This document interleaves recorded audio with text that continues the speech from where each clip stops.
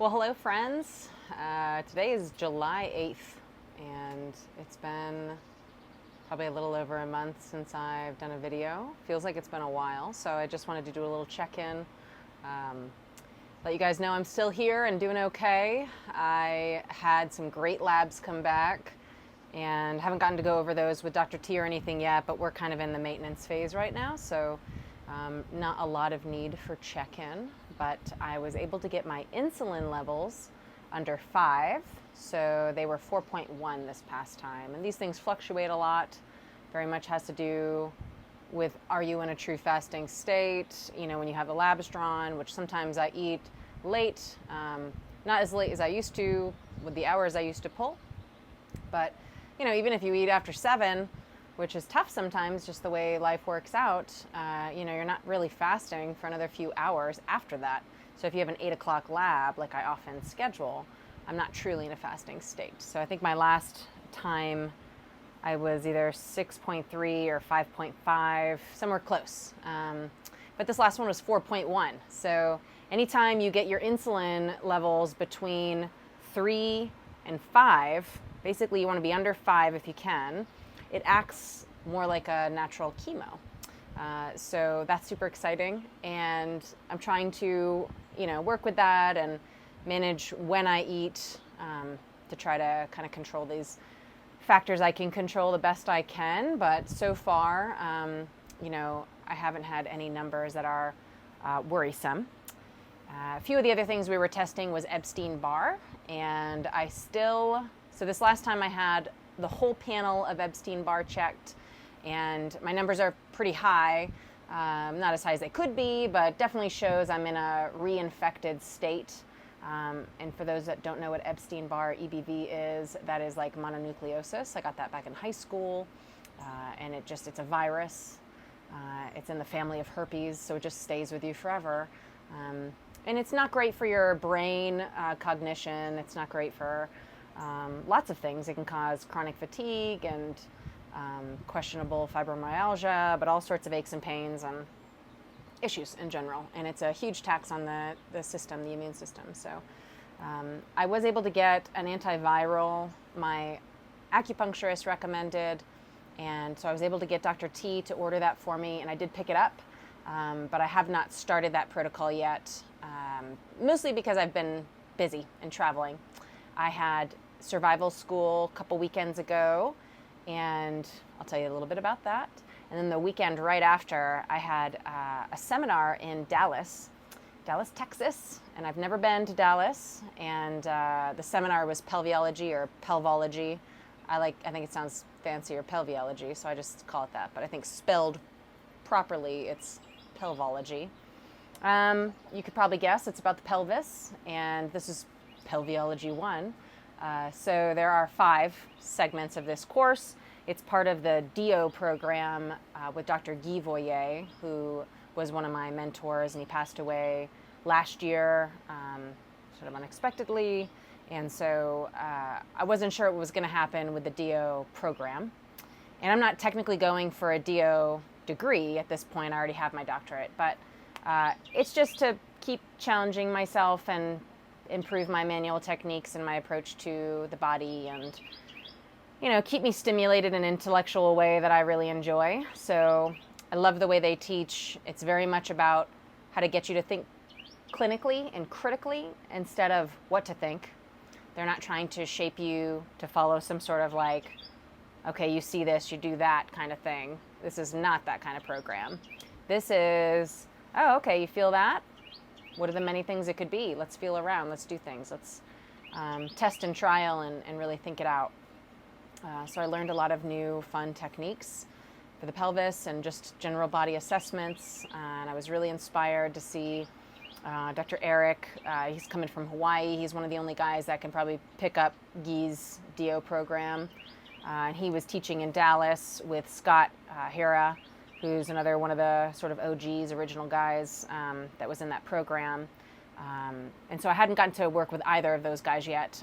So it was really nice to get to work with them and meet them. And, you know, it's a very intimidating course. There's a certain level of arrogance in this program and all these programs I do. Probably every program is out there, because I'm sure it all requires a certain type of person to create these programs.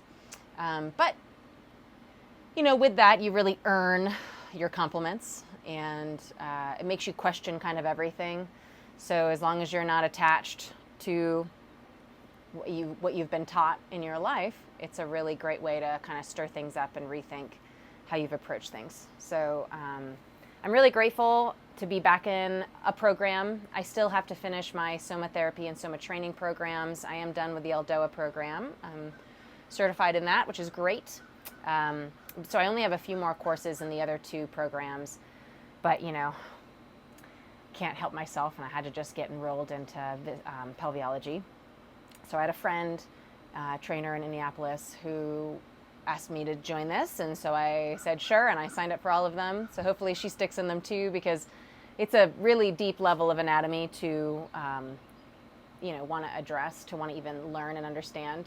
Most people have no idea what you're talking about and really don't truly care, because it's pretty complex biomechanics. Not saying that the world doesn't care. They do care when they're in pain, but you could probably know a lot less and still be very effective.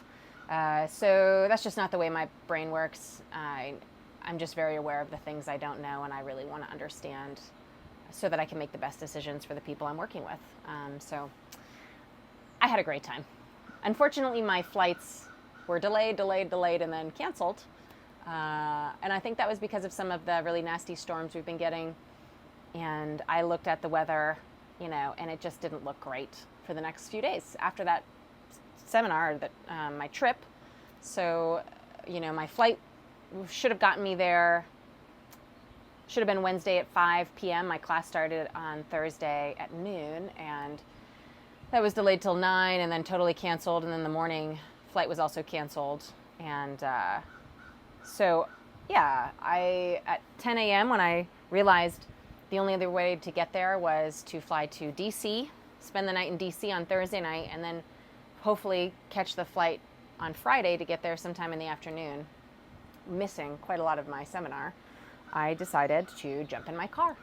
And so at 10 in the morning, I hit the road for Dallas, and I'm just really grateful. My little VW got me there safely and got me home safely. It was it's like a pretty solid 14-hour flight or drive. It's a much shorter flight. So yeah, there's like a little hour change there, which makes it a little longer on the way back, seemingly. But sorry, there's just a large, flying, mean-looking, stinging guy right around my feet. Go away, buddy. Please leave me alone. Yeah, so I was able to get there safely. I arrived at like midnight, and somehow I missed all of the storms, even when I was headed directly into them, both on the way there. Memphis, I was supposed to hit something, and then the road just took me right around. And then on the way back home, I should have been hitting some pretty bad wall of storms in Little Rock. And again, as soon as I got to Little Rock and the storms were up on me, the road took me east. So somehow I beat the storms. When I pulled over to take a nap that Sunday night, I was expecting the storm to blow over me, and it pretty much fizzled out. I had like very few raindrops on my car. So really, I think very fortunate I left when I did. And yeah, I got to try a little Dallas barbecue, and it is amazing. And yeah, I had a really great trip. I got a couple compliments in that class that are really rare to receive. From Eric and Roy, another guy who's in many of the classes, very strong dude. Yeah, so I felt really,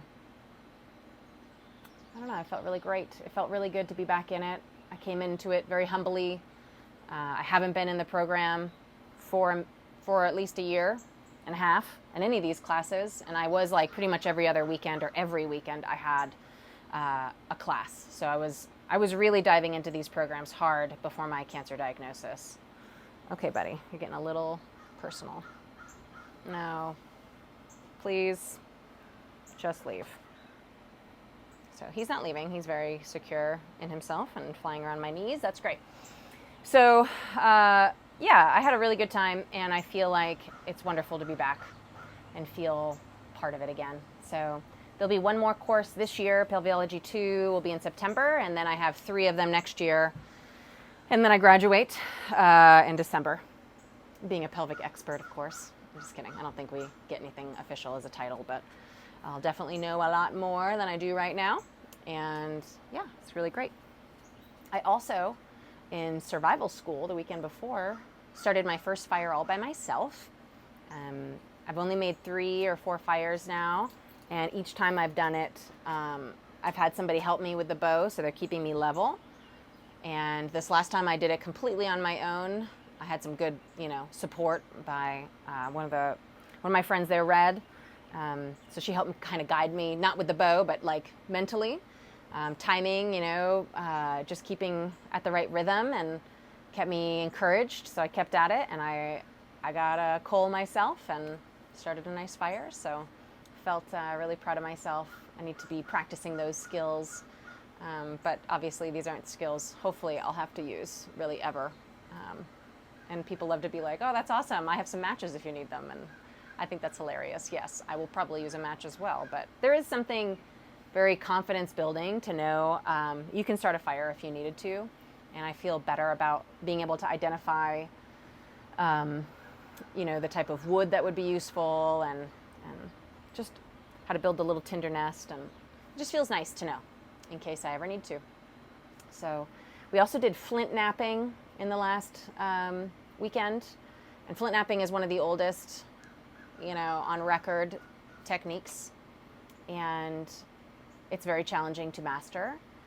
So I'm certainly not mastering it, but it is very enjoyable to do, to understand how to hit the rock and to understand that cone effect of how the force is transferred into the flint. It's just very enjoyable. And I learned, in the past they used to do surgeries with obsidian, and obsidian is extremely sharp. So the molecules are so small that it's not like they kind of like cut through stuff and sort of damage, the tissue. It sort of like moves it out of the way, versus like stainless steel, that's a large molecule. It really, creates a pretty solid cut.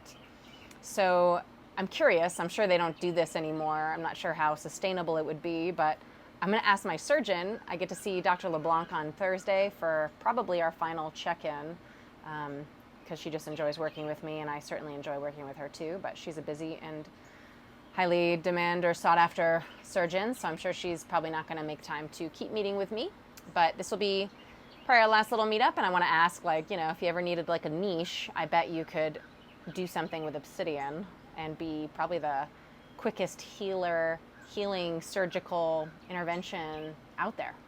Could be a real sought after thing. But I'm sure she doesn't need any extra business, and it would only cause more stress. I'm imagining to be that good. But it was very interesting. We got to use whatever we made with our flint pieces. We got to make it into our dissecting devices that we use to break apart, that's terrible. Sorry, Junie's just in and out of this little dog door because Sarah's home.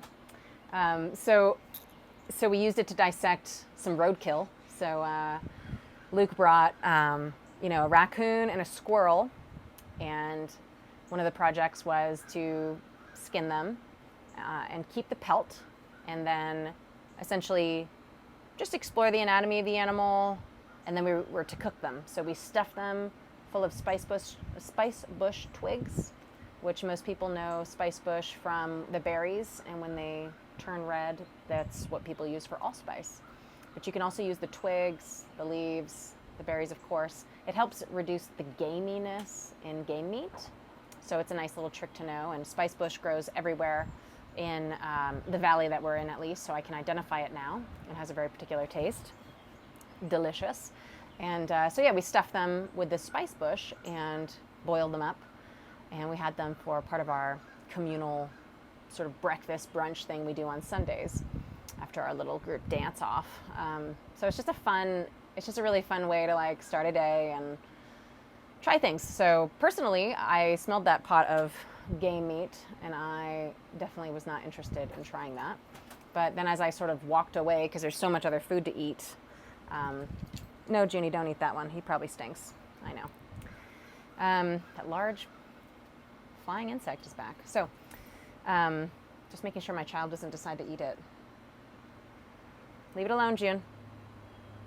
Okay, so I decided, what the hell, I will probably not have this opportunity again. I'm going to try raccoon. I remember my dad saying it's very delicious. So I tried both squirrel and raccoon, and yeah, they were delicious. Squirrel was really like chicken, and raccoon tasted like raccoon to me. I don't know what else it would taste like, but I was really surprised. It was really good. So obviously this is not you just saw him flying from the screen. Obviously this is not roadkill that you should be grabbing like in the summertime, because you have a really small window of that animal probably staying safe to eat. So he got it a few months ago and froze them. So I'm just really grateful we were able to honor that animal's life and sort of use them fully and appreciate everything about them. I was able to even save some of the vertebra. So I have a few in my freezer. I haven't had a chance to process all of them yet. So I'm very excited about that, maybe make some fun jewelry.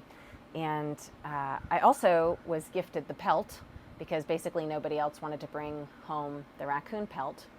And I decided my partner would be cool with it. So I did bring home the raccoon pelt, and I had to flesh it myself, which is like scraping it with this kind of blunt, sort of sharpened tool-ish thing, scraping out any of the fleshy bits. And then once I got home, I was first off surprised to see that Sarah had gone and gotten all of the skeletons from the office that were in the flood that I had been like storing in a bag in the laundry room, just not getting to them, because it's just, I've been moving through things fairly slowly at this rate. I had just finished cleaning a couple yoga mats that were in the flood, one of which is probably gonna have to go in the trash, doesn't look in a good shape. But that was really depressing for me. So I don't know, I just wasn't ready to approach these skeletal bones, because it's just a lot of cleaning, and there's this mud on every little tubercle and fossa and everything. It's just mud caked onto things. And she had a toothbrush out, and she had my disarticulated skeleton, my full skeleton, and a couple of my torso skeletons out, perfectly clean, drying in the sun. She had cleaned each one, with a toothbrush. So I was just really grateful I had somebody interested in even doing that for me. And it took a huge weight off of my plate to be able to have those now on display in my beautiful basement office. So it was awesome. And so after she had done all that hard work, I was like, how do you feel about a raccoon pelt? Do you want to process this with me? And she said, sure. We need, a board, we need some nails, and a bunch of salt. And so we stretched this thing, and we salted him real good, so that's like kind of helps dry it out. And I found a way to strap it to the back of the house so I wouldn't have any patients being concerned with my mental well-being at seeing a raccoon. It's drying out nicely. I think you're supposed to leave it there for a while. It looks pretty done, but I'm just going to leave it. Didn't attract any animals. Certainly a lot of flies up front, but once it dried out, it hasn't been really doing much. So I'm just letting it kind of sit for a while. And this next time in July, when I go back to survival school, which I think is like the 24th or so, it's late July, we're going to do a bunch of tanning. So it's going to take the whole weekend. So we're going to be learning how to tan hides. And so maybe I can kind of pick their brain then on like how, what I need to do next. I'm sure I could YouTube it as well, but I don't have time for that project right now. So it's in a good, secure spot, and it's good to go. So I feel really good about, how to approach skinning an animal and how to preserve, the remains that you want to preserve. So it was really a very eye-opening, fun process. We even did like a little ceremony to honor the animals' lives, that we were dissecting and utilizing, which felt really good. I wish in some of the cadaver labs I've worked in that we did more with that, more of an honoring of this person's vessel that they have donated, gifted us to like learn from and explore and just be curious about. So I know Gil Headley, he's an anatomist, I know he does some of that stuff in his dissections, but most of the ones I've done that are very medical driven don't really do that. And it's not for everybody, I guess, but I still think that would be a nice addition in some of the labs I've worked with. So something about that felt really nice. So if I ever do something in that world, I think that's going to be one of the things I'll include. Who knows? Who knows what will be in the future? But Yeah, we also had a birthday. Junie is now 1 year old. Her birthday was on the solstice, so June 20th, and she is 1 year old and just living up life. I mean, we have been really focusing on training her every single day, taking her for walks, trying to get her so that she's understanding of the world, and she's really coming along. She's really getting pretty comfortable and learning quite a bit. She can heel, all sorts of fun stuff. She listens really well, and so I'm really excited about that bond growing and having that connection with her. Yeah, it's just been really nice. So I think that's kind of a lot. I thought this would be a really short 5-minute video, but here I am. I think also since I've seen you, I had a big disc golf tournament. We played really well in that as well. Well, I would say everyone kind of played not our best, but together we all played really well. So I was really happy it was like a team event. Those are my favorite types of tournaments. Otherwise, I don't really love tournament play. But yeah, things have been going really well. I just feel like it's been really busy. June was kind of a blur, and now we're into July, and it's still a little fast-paced, but I get to be home for a few more weekends. So yeah, and it's the 8th today, so in 10 days, I will be 39.